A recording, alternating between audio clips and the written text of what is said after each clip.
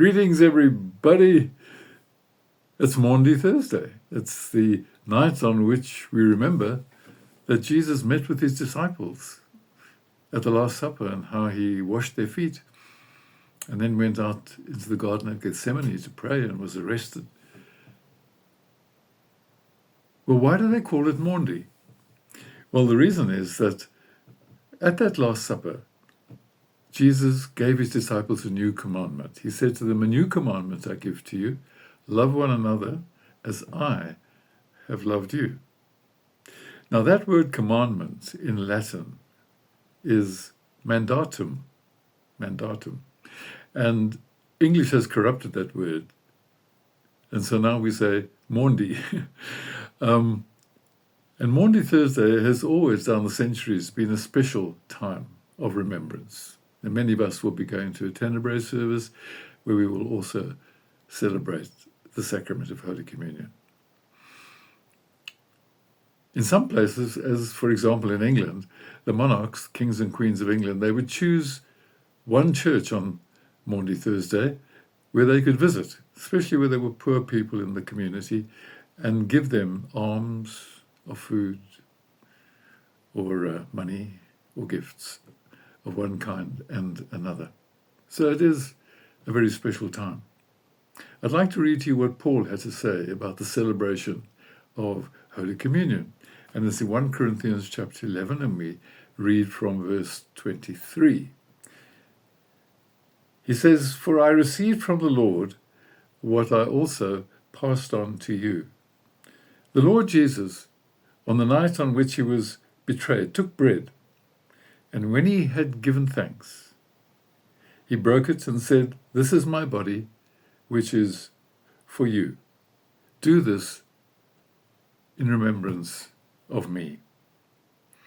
In the same way, after supper, he took the cup, saying, 'This is the new covenant in my blood. Do this whenever you drink it in remembrance of me. For whenever you eat this bread and drink this cup, you proclaim the Lord's death until he comes.'" Well, this little passage tells us a lot about the celebration of Holy Communion. First of all, it is received from the Lord.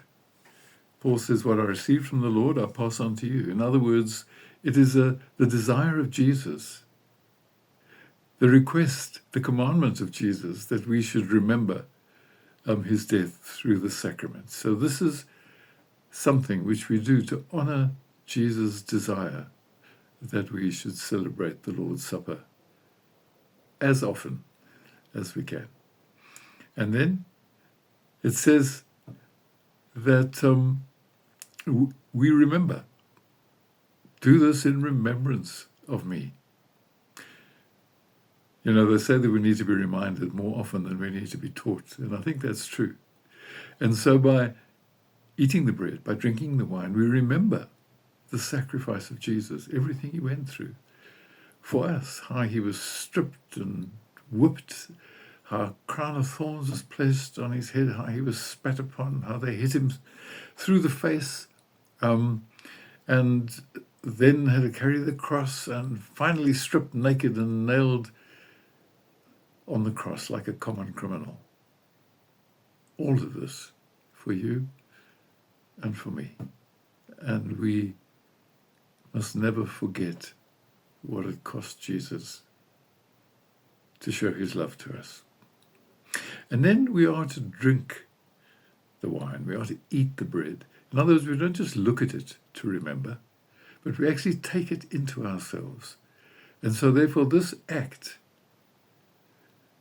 of the Lord's Supper, the sacrament of Holy Communion, is a time when again we welcome the person of Jesus into our lives, and we put our faith personally in what he has done for us. It's an inward acceptance of the love of God shown to us in Jesus Christ.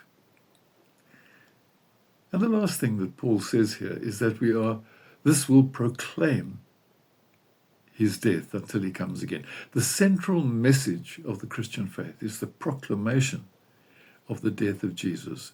The sacrament of Holy Communion is the central act of worship of Christ, because Jesus has done what no other person in the entire history of the world has done. He has dealt with the central issue between human beings and God, our sinfulness.